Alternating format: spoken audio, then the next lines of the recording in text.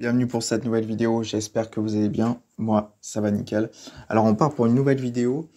Ce que je me demandais, c'est est-ce qu'il faut quitter la France, c'est-à-dire s'expatrier pour vivre et non plus survivre.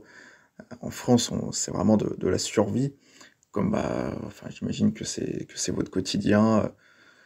Les nombreuses charges, si vous êtes auto-entrepreneur, si vous êtes à votre compte ou si vous êtes salarié, toutes les cotisations salariales, les impôts, les taxes sur la consommation, hein, le carburant, forcément, si vous l'avez à 1,66, c'est qu'il y a énormément de taxes. Voilà, des taxes également sur l'électricité, sur le gaz. Donc, un prix pour se chauffer qui est quand même assez hallucinant en France. Bref, euh,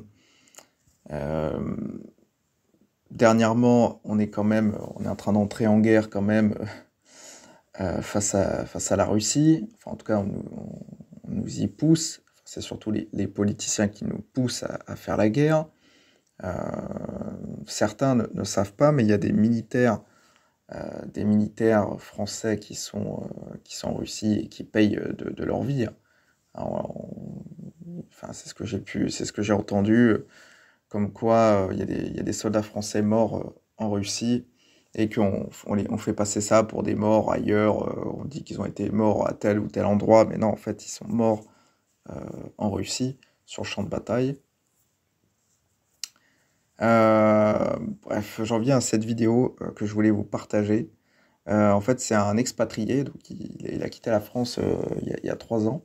Et voilà, il avait anticipé, il avait vu le chaos venir sous Macron. Euh, il est parti, et c'est vrai que visiblement, ça se passe beaucoup mieux pour lui, il paye beaucoup moins de charges, il se fait beaucoup moins racketter par l'État, et là, c'est plus de la survie pour lui, là, ça lui permet de vivre un peu plus dignement. On va regarder cette vidéo ensemble et je vais la commenter. Maintenant plus de 3 ans qu'on a quitté la France, et à l'époque, je me rappelle quand j'ai annoncé ça à mes proches, à mes amis, la plupart m'ont traité de fou. Mais qu'est-ce que tu fais de partir de France? On est bien, on est en sécurité. Qu'est-ce que tu vas faire si tu tombes malade à l'étranger? Bref, cette rengaine habituelle. Et aujourd'hui, bizarrement, avec ce qui se passe en France, on m'appelle pour me demander des conseils. Comment tu as fait? Quel pays choisir? Et vous faites bien en fait. Parce que je pense que tu vois ce qui se passe en France. Tu vois que ça pue vraiment. Je l'avais senti il y a 3 ans. Et là, c'est pire que tout. Et le plus fou, c'est que en France, tu donnes 50% de ce que tu gagnes. 50%. Oui, 50%, ouais, il fait bien de le dire, faut se le dire pour arriver à s'en rendre compte, hein. La moitié de ce qu'on gagne est prélevé, quoi. Enfin, en fait, on se rend pas compte si on ne voyage pas dans d'autres pays, si on ne travaille pas dans d'autres pays, si on ne vit pas dans d'autres pays, en fait, on ne s'en rend pas compte. Mais les pays, il y a d'autres pays en dehors de l'Europe, c'est pas 50%. Ils vont vous prendre 10% et voilà, 10%. Il y a des pays, on va vous prendre 5, 7, 10%.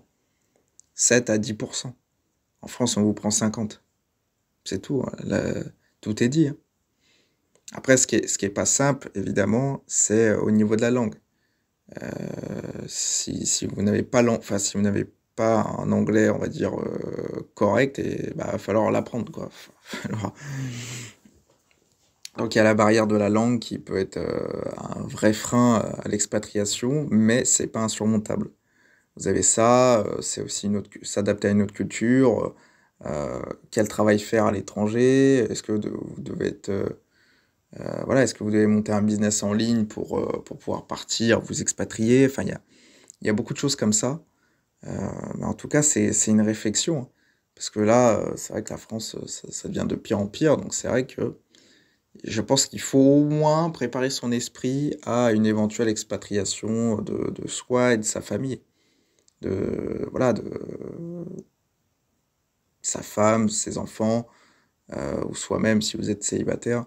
Donc c'est vrai que c'est une piste de réflexion, même si ça m'embête parce que on est patriote, on a envie de contribuer à la France, c'est notre pays de cœur, c'est notre pays natal.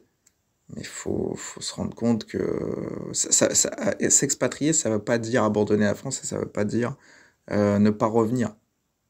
Il y aura des temps qui seront meilleurs. Pas en ce moment, pas en ce moment, mais il y aura aussi des temps meilleurs. Peut-être que voilà, dans quelques années, peut-être 5 ans, 10 ans, nos gouvernements, ils seront peut-être plus là. Il y aura peut-être d'autres gens à leur place. Voilà, d'une manière ou d'une autre, il va se passer des choses. Peut-être, voilà, il va se passer des choses. Après, je vais pas trop en dire parce qu'on est sur YouTube. Mais bon, voilà. Donc, partir, enfin, s'expatrier ne veut pas dire ne jamais revenir. Puis même pour votre famille, vous pouvez revenir une fois de temps en temps. C'est une piste de réflexion. Enfin, en tout cas, quand j'ai vu cette vidéo, j'avais envie de vous la partager. Mettez-moi ce que vous en avez pensé en commentaire. Mettez un like sur la vidéo pour m'aider, pour me soutenir et pour le référencement. Sur ce, je vous dis ciao ciao pour une nouvelle vidéo.